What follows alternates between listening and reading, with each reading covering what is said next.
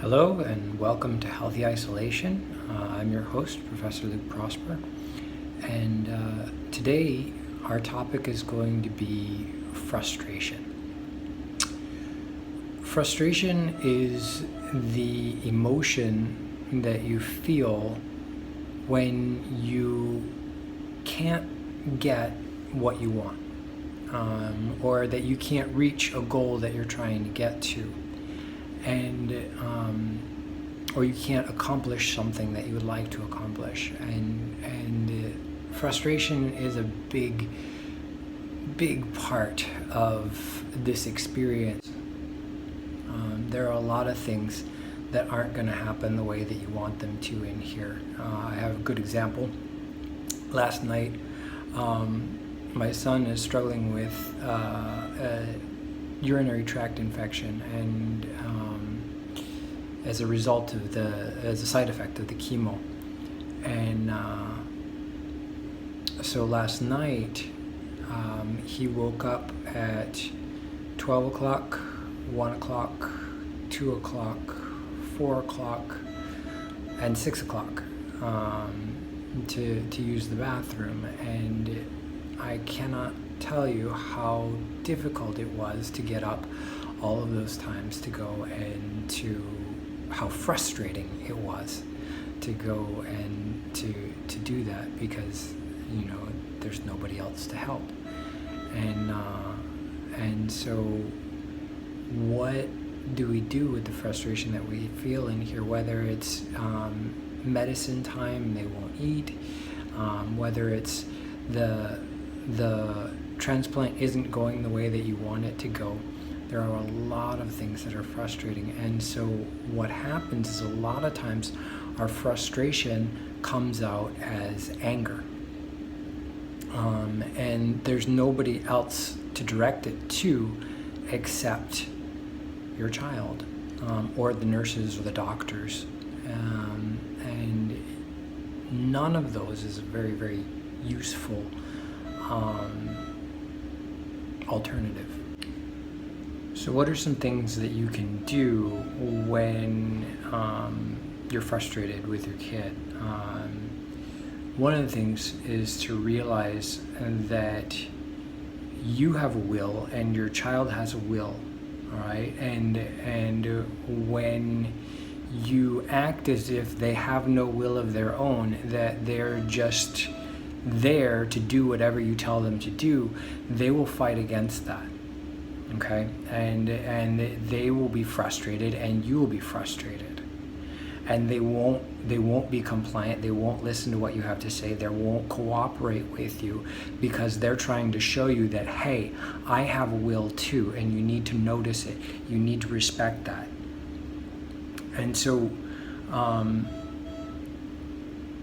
when that happens, what you want to do is you want to take a minute to recognize what's going on, all right? If you don't recognize it, if you don't recognize the fact that you're frustrated, your kid's frustrated, and this medicine isn't going into their stomach using this method,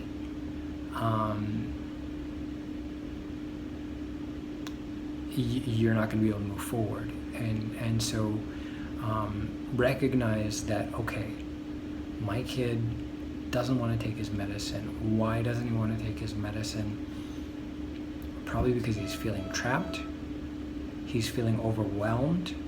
He's had to take so many medicines up to this point that he doesn't want to take any more. And usually what I'll do with my son is I'll say,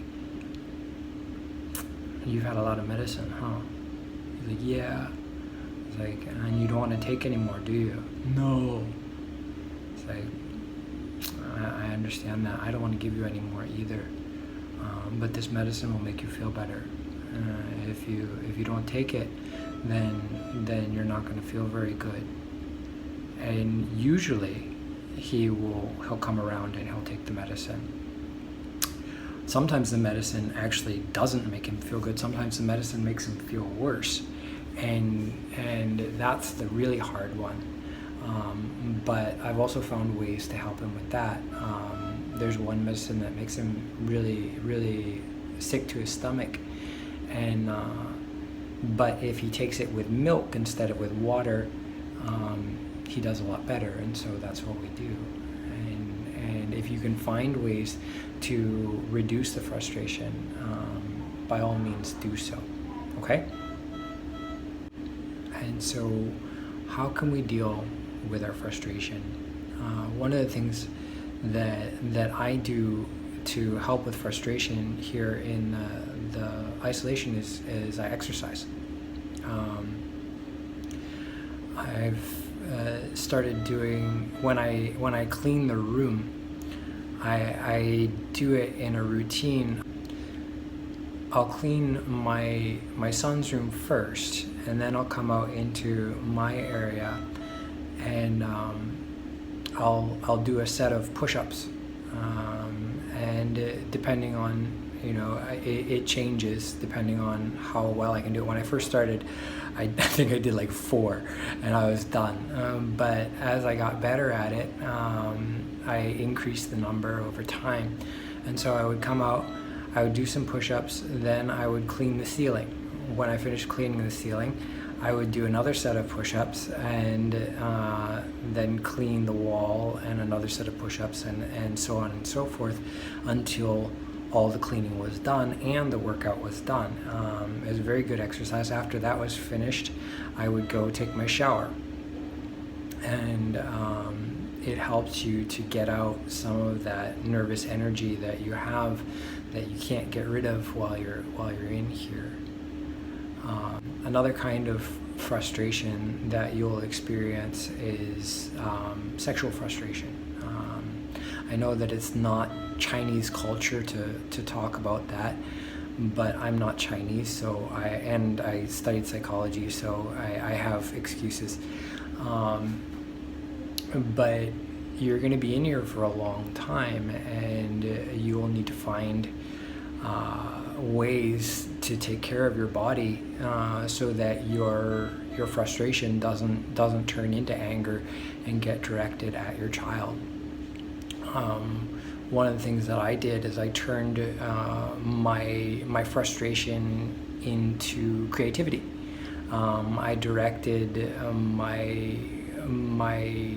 struggle towards my artwork, and so now when I open my phone, I have a beautiful hand-drawn picture of my wife looking back at me, and so there are things that you can do.